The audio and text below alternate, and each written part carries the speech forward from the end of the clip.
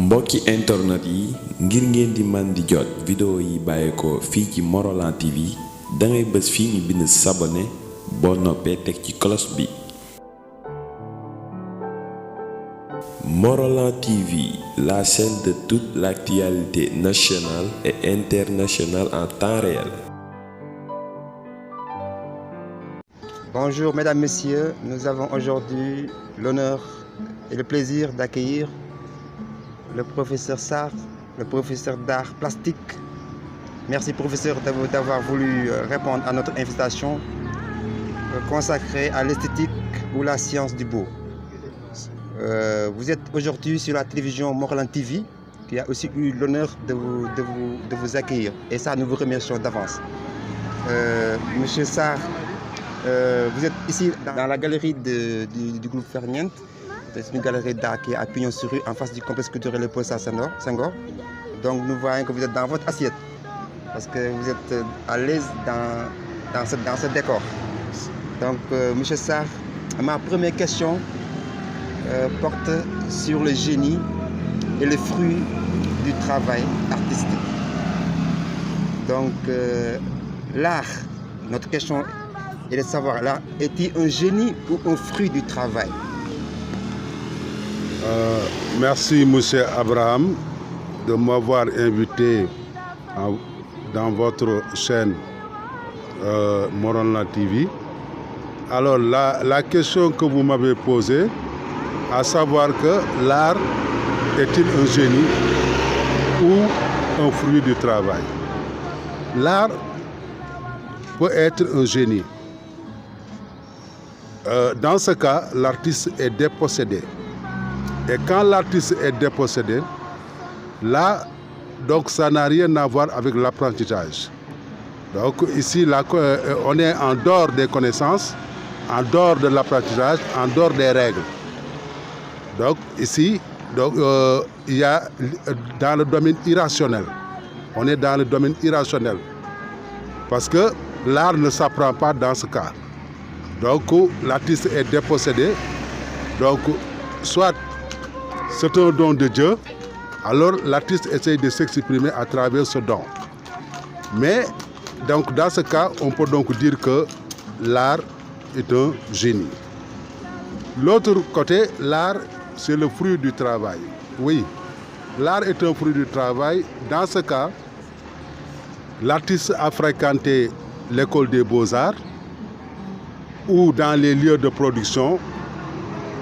Et on pourra dire en ce sens que ça relève du travail.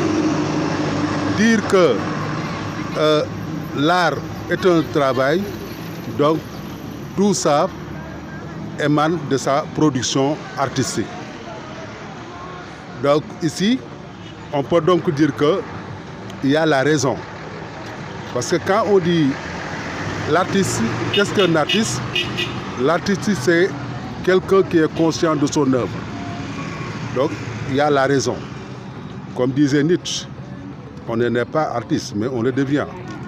Alors, puisqu'on n'est pas artiste et qu'on le devient, il existe des structures comme l'école des beaux-arts, et dans ce cas, on pourra dire que l'artiste, effectivement, l'art est un fruit du travail.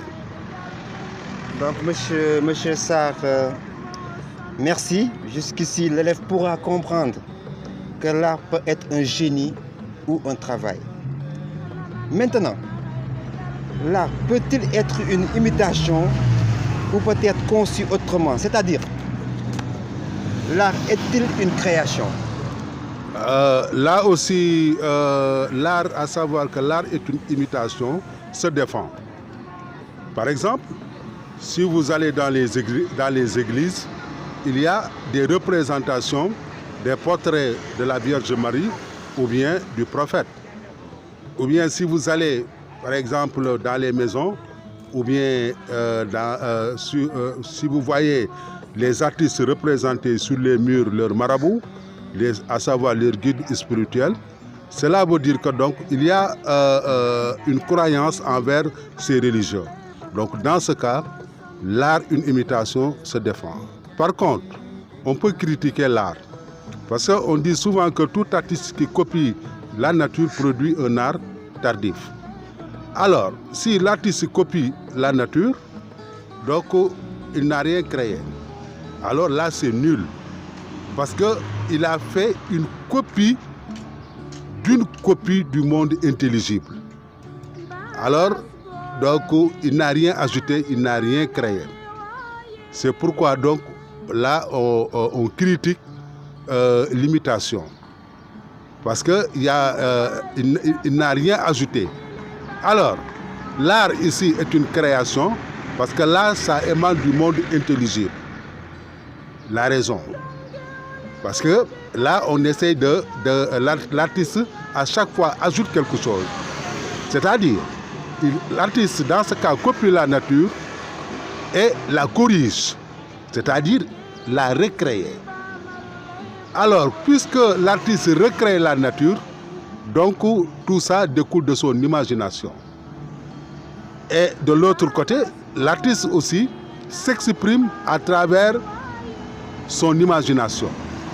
C'est-à-dire qu'il essaie de s'extérioriser ce qui est de son intérieur. Et dans ce cas, c'est la création. Et qui dit création, dit la beauté.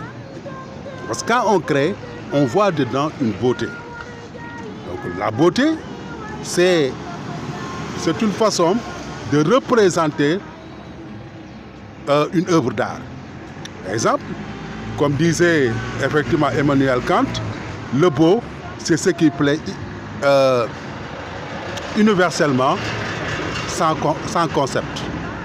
Mais d'autres diront que le beau, les goûts et les couleurs ne se disputent pas. Donc, à force de créer, donc, on installe effectivement la beauté, c'est-à-dire la création. On est dans le monde intelligible.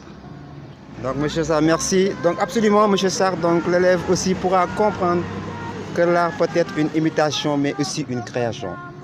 Donc, la télévision Morolan TV vous remercie de notre invitation et vous remercie pour que, à chaque fois qu'on puisse, si cela est possible, de faire d'autres émissions à l'endroit de l'art et de tout ce qui est le monde culturel.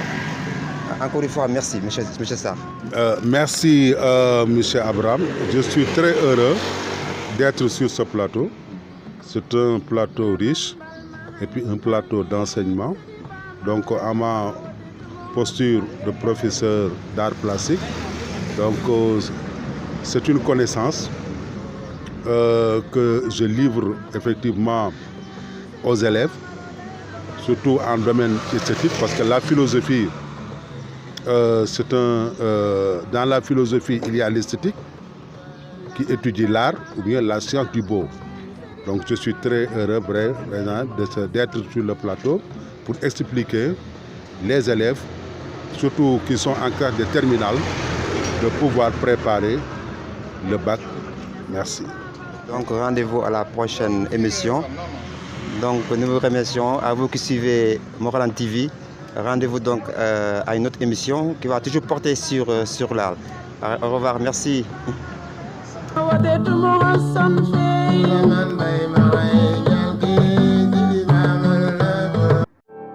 Morolan TV, la chaîne de toute l'actualité nationale et internationale en temps réel.